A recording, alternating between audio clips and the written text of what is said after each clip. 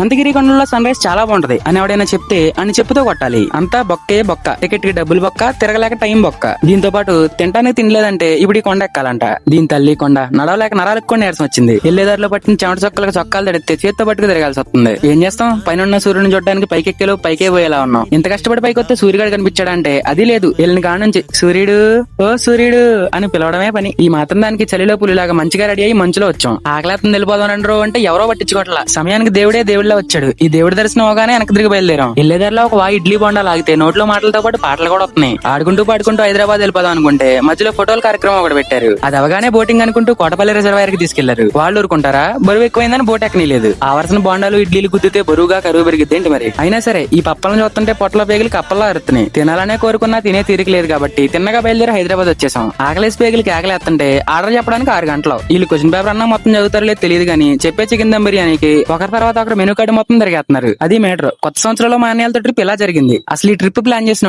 Tea cup తో కొట్టాలి. ఓ plan చేసింది నేనే కదా.